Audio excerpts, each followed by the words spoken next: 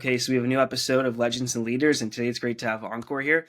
So you're somebody that's been behind a really innovative and new company that has, I think, completely changed what we can expect from rewards and just loyalty systems from companies in general. I mean, you've kind of shifted over from people getting credit cards and different types of systems like this for just travel and kind of things they would use, what not based on their typical routines, to like prioritizing this for your everyday life. Helping people out with rewards based on their neighborhoods, and just you built up this incredible program now that I think has really helped people, stay in their communities, help them have better experiences where they're living, and just keep their rent situations in just kind of great terms overall. So I'm excited to have you here and to get into your story. Excited to be here and a whole bunch of stuff to share on what we're building. So excited to spend some time. Awesome. So, just going back to the beginning, like how did your passion for entrepreneurship, for the tech space as well, like how did your interest in wanting to build your own company start? It's so fun. I mean, so I grew up in an immigrant household. My parents, my dad, who you've met and had on the show, and they came to this country in the 80s, and I had a first row seat to watching the American dream in action. I mean, my dad came from a poor village in India. My mom was born in India but grew up in Israel her whole life.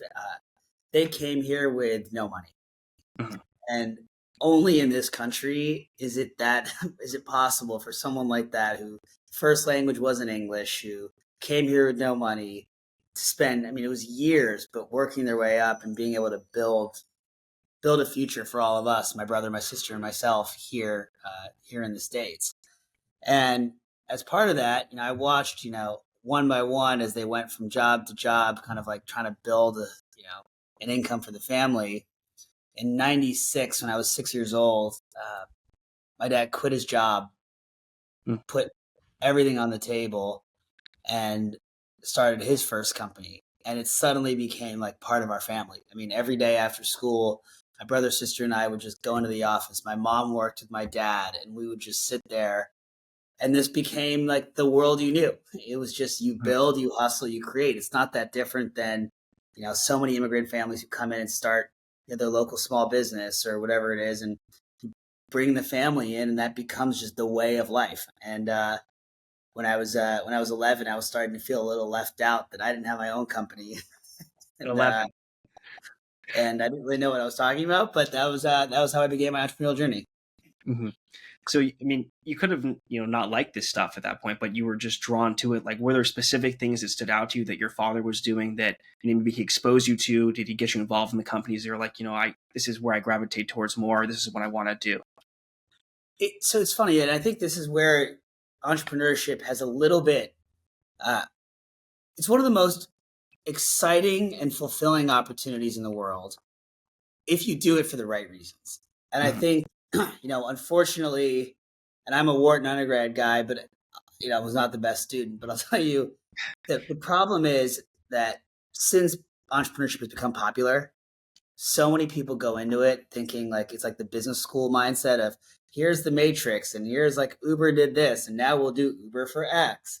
And that is just not a way. Forget about not the way to build a successful company. It's also not a great way to be able to survive the ups and the downs, right? For me, and I think many entrepreneurs that started earlier, you do this because it's a way to drive the passions you care about and solve the problems you care about. It's just, if no one else is fixing it for you, you go fix it yourself, and then you can build a business around that if it's a big enough problem. But it's too often I think people have started to talk about entrepreneurship as like how to build a business, not how to solve a problem. And solving a problem is always how a company should start. It's interesting. Yeah, you got to have a real value add there for people's lives. So one of the earlier things that you did was you focused on like building this society of people. There's really smart people that want to do good in the world. Why was that like a great way for you to enter into like the world of just entrepreneurship? Was it just because of the connections you got there or the insights you got? Why was that the way? So I started at Penn, Wharton undergrad, at 2007, and it was right before the financial crisis. Right? And so you talk about a problem, you have some of the smartest people I had ever met all in one place. And everybody was just on this factory to becoming a banker or consultant, which is just miserable. And all of a sudden, the 2008 financial crisis hit. And, it felt like for the first time, the whole economy was just collapsing for our, millennials' generation. Like all the job opportunities seemed to just disappear. And what we said, I remember it was my end of my freshman year, and we were looking at that saying, well, on one hand, all those jobs in banking consulting just are gone.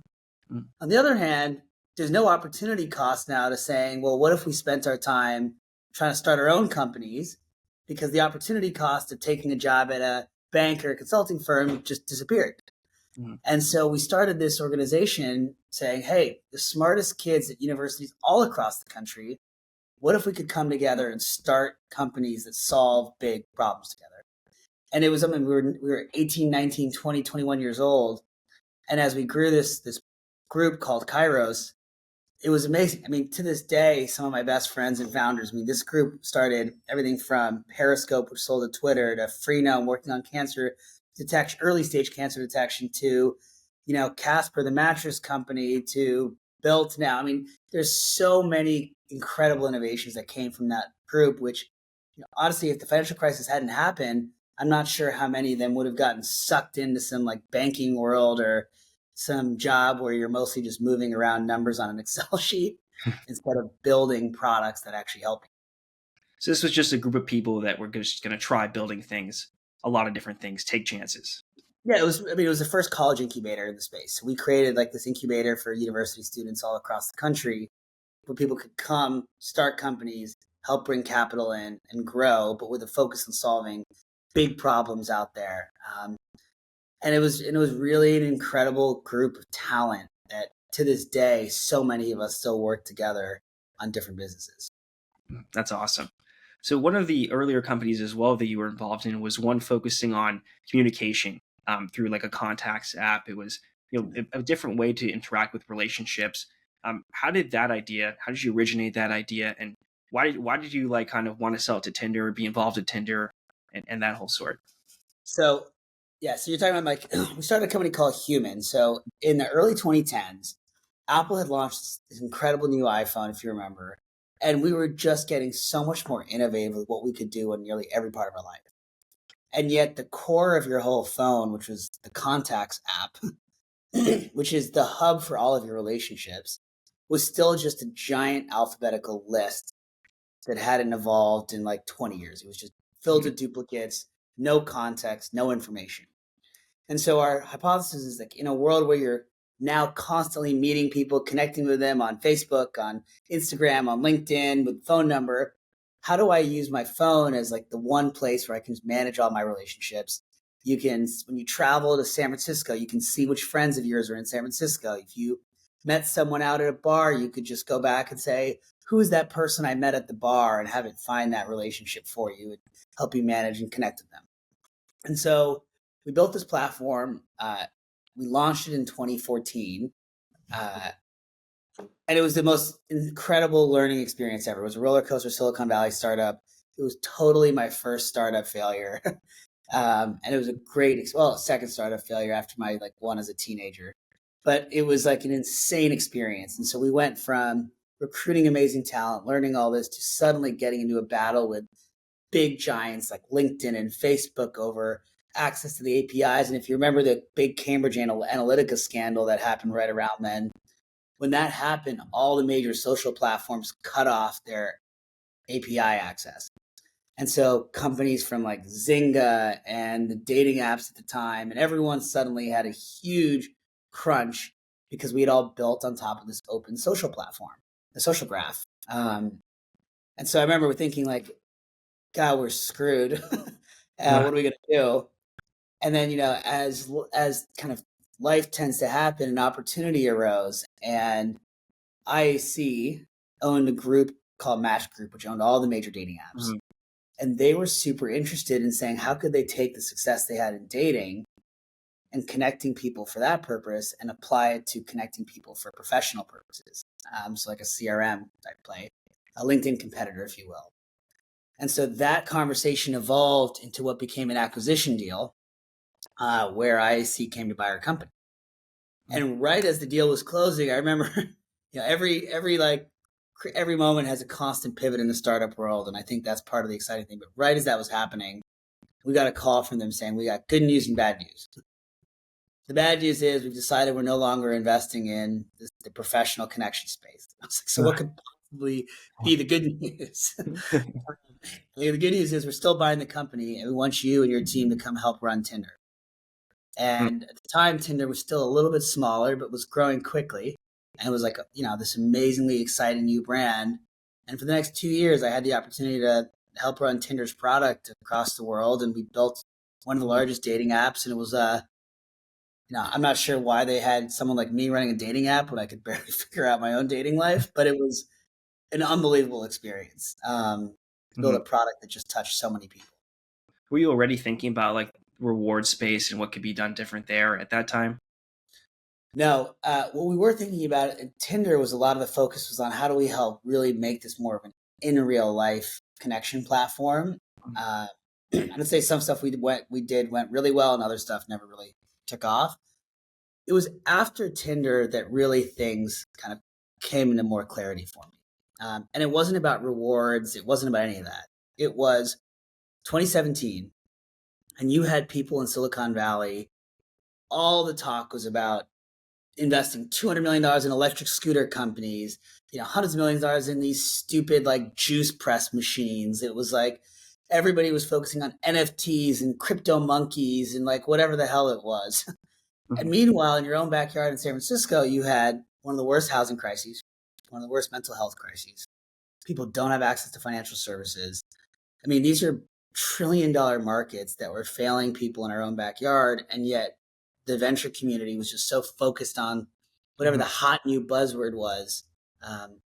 And so in 2017, I moved to New York, left California, and put out a paper calling for entrepreneurs and investors to help me build solutions to these big problems. And we laid out, again, all these different stuff, from the cost of rent, to the barrier to buying a home, to the cost of healthcare, to the challenges of student loans right now. And that became the blueprint for everything I've done since.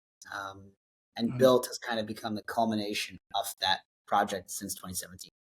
So you had this serious problem you needed to solve. But I'm sure like it wasn't easy getting this whole reward system and card system even started. Like, what was that like? Well, nothing's ever easy, as you know. Starting this podcast is like everything's hard. So just take a step back. Billt is the first platform that rewards you on your housing spend, right? Whether you're paying rent or soon paying your mortgage, we wanted to turn your biggest monthly expense into your most rewarding expense. And so it took us years to build this, but we launched publicly in 2022 as the first platform that let people earn points and miles on rent payments for the first time and build their credit history with every on-time rent payment so that they actually have a path to homeownership as you pay rent. Since then, today, we just announced today, actually, we're doing, this past year, we've already done over $36 billion of rent payments that we've rewarded through Billt today. It's amazing. We've expanded our payments platform to 70% of the top 100 rental companies in the United States that collect all their rent through Billt, whether you pay by check, cash, debit, credit, ACH. We've opened up a neighborhood rewards platform so that not only do you get rewarded on rent, but as you spend around your neighborhood, local businesses can reward you through our platform as well for choosing to be local. And then when you're ready to move or renew a lease, you can take all that money properties spend on marketing and instead give it back to you in value through rewards. So you can imagine getting, can you earn 50,000 or 100,000 miles for signing a lease or renewing your lease at these properties. And so it's just been incredibly exciting to see it grow, but it's been years of battling to get this thing off the ground. So when you were first pitching this to people, how did you pitch it to them? Was it just, this is a new type of system to get rewards on something you're not currently getting rewards in? Like, was that? Obviously, like the problem is the pitch is the concept is simple. Yeah. Getting all the pieces to work is really tough. And, one of the challenges is at the end of the day, and Billt is this kind of marketplace between property managers, renters and homeowners, and merchants, right? And so how do you get everybody on board? And the challenge we had was we went to all the properties and they were like, sounds great, but why would I change my payments? You don't have any customers, you don't have any merchants on board, and you have no rewards partners. I would go Mm. to the rewards partners like the airlines and say, hey, we want to create a points currency that partners with your airline. And they go, great. Like, how many properties do you have? And for the merchants, and the same thing. It's like, love the idea to reach local customers. Like, which buildings around me are in your program? So we had this weird, like, cold start problem. And then COVID hit in March 2020. uh, And I think if there's one theme you'll see here, it's that sometimes the worst times can also lead to the best opportunities long term. And it's hard to see that in the moment, obviously.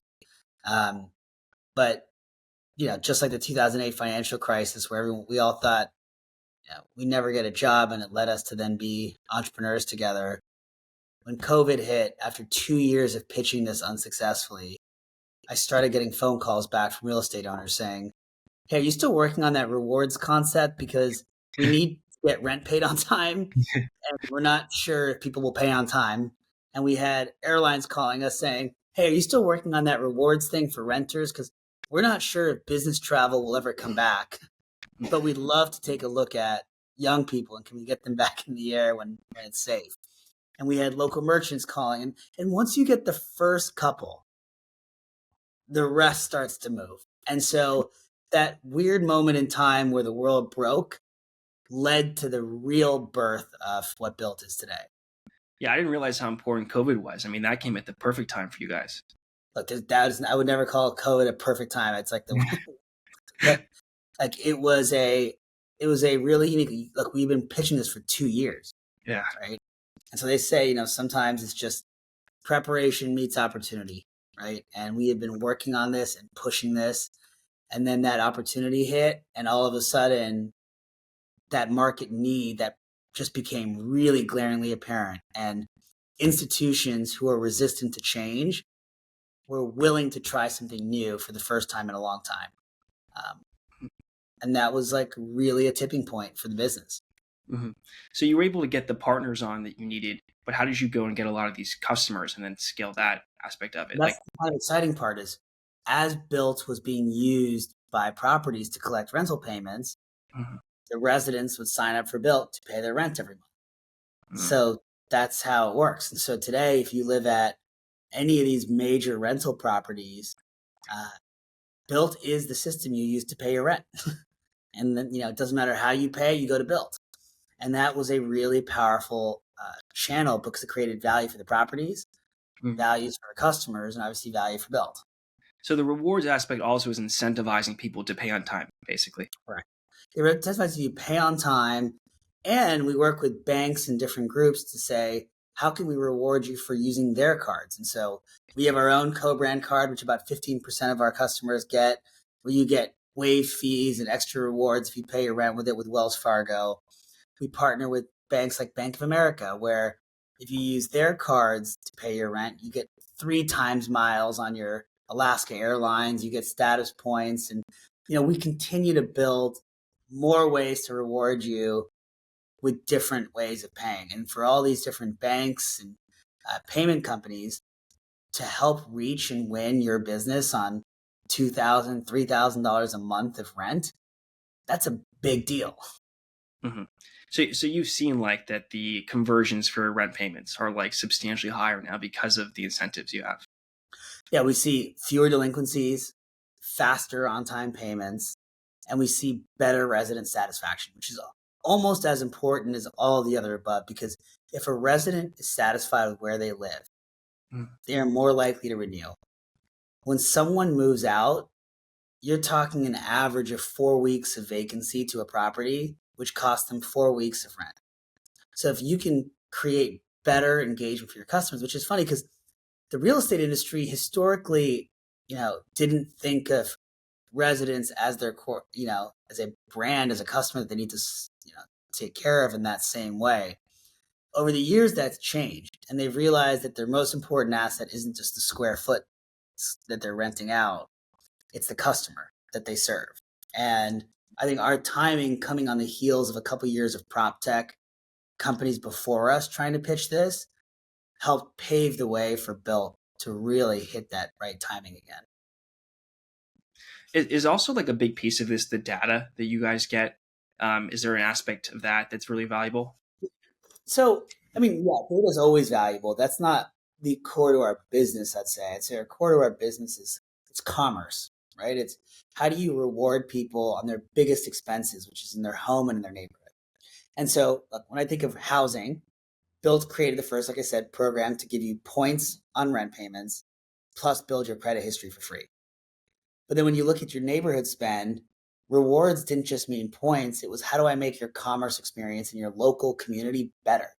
Help support the local merchants and to reward you. And so, for example, if you walk into a local pharmacy with Bilt, you don't just get extra points. Right? You can stack Bilt points on top of your card points.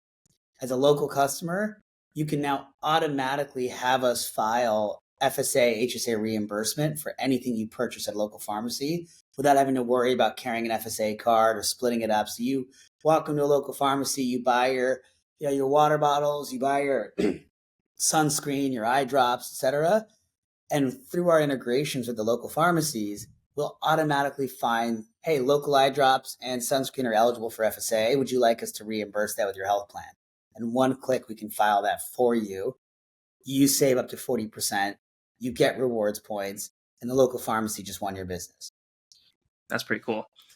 Have you seen, like, I know part of what you've done is like you've offered people like one for one travel reward swaps. So if like that's really what you're into, you can do that. Have you seen that there's been so much interest in travel, or is it just like everybody wants the rent rewards? Most of our customers are 21 to 35. And with life being so expensive, it's hard to save up for trips. And so one of the things that we've been really excited about is you turn these big expenses like housing, like dining, like pharmacy spend into airline miles and hotel points that you can use to go travel the world for free. So, we have one of the largest, excuse me, we have one of the largest travel programs in the world. So every time you earn Bilt points, 1,000 Bilt points is 1,000 miles on United Airlines. 1,000 Bilt points is 1,000 miles on Alaska Airlines, right? So there's so much you can do with it. And we see it, like our customers love, but they also love using their points they can use their points on rent. They can use their points to the local restaurant. They can use their points to book their favorite fitness class, like a Rumble or a Soul Cycle or whatever that might be. And we recently announced you can also use your points when you're ready to buy a home to help you cover the down payment. So I think that's probably like the biggest development for the company in like a long time. Like you could buy homes because that's where all these young people are shifting towards, but it's become more and more expensive. Yeah, it's become more expensive and it's so damn hard. Like buying a home these days, you have to first of all find out what you can even afford. And they don't tell you how complicated it is. You have to search for a home. You're used to paying, say, $3,000 a month in rent. And then these homes are $600,000, $500,000 homes.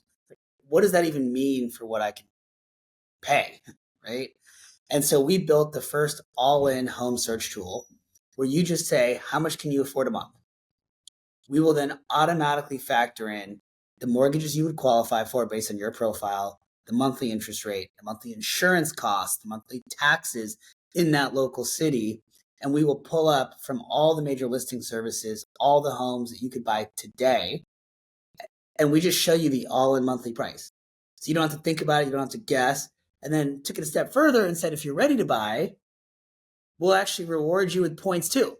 And so if you use our network to buy your home, you'll also get 1 point for every $2 a home purchase. So now a $500,000 home means 250,000 miles that you can go Wow. take. So when you move in, you're not like strapped even more for cash. You can actually afford to go take a trip around the world with your family or go visit someone or something like that. And why do you think nobody's kind of focused on some of these areas, which are super important to give rewards for? Why have they just been so left out of the traditional rewards programs? We have tons of companies that are doing rewards programs, but they haven't focused on the areas you are. I mean, look, like I said, we spent 2 years trying to get this off the ground without success. And I'm not sure if we hadn't had the right idea at the right time with the right relationships when that COVID moment hit, that even we would have been able to get this off the ground. So I don't think we were the first people to think about this. It was that we were able to get that first thing moving at the right time And from there, once we had built the rewards on rent spend, we were able to really use that to innovate everywhere else. Makes sense. So just the last question I have, like, what are Yeah. your future aspirations now? Like, where do you see Billt going? Where do you see yourself going? What are some short-term, long-term goals? I mean, this is like the most fun I've ever had because when you get to work on the big problems that people have, like by starting with the home and then touching the neighborhood, which is where you spend most of your big life expenses, we're getting to innovate on the dining experience, on the healthcare experience, on the soon to be student loans experience, on the home buying experience. And so, I look at Bilt as again these three businesses. It's how do we reward you on rental and mortgage payments? Next year we're going to be scaling out the rental side, but we're also going to be launching mortgage, which is super exciting. On the neighborhood side, we've already launched some of our new innovations in dining, in healthcare. We're going to be doing a lot more in groceries and gas and parking, kind of everyday spend categories. And then as you talk about, moving homes or eventually buying a home, I think it was a huge step forward that we launched this all-in search tool. But we just want to keep making it easier and easier for people to get into home ownership. And so how do we help you qualify for better rates by using your rental payment history? How do we make the mortgage process one click instead of huge process of forms you have to fill out? And then just finding more and more ways to reward you as you then keep going through that ecosystem. I mean, it definitely sounds exciting. What I love is that you're somebody who's young, who's like understands what young people need and has actually addressed it for this space. I mean, rewards, these areas are so important. They're probably where young people spend most of their money in the demographic you're talking about, but they've just been Yes. completely ignored. So it's great that you've taken this on. No, those are your biggest life expenses, and they should be the most rewarding because we're spending most of our income on it every month. So, Yeah. Well, thanks for taking the time and doing this, and I'm excited to see what's next. So wishing you much success and looking forward. thanks for having me, man. It's good to see you.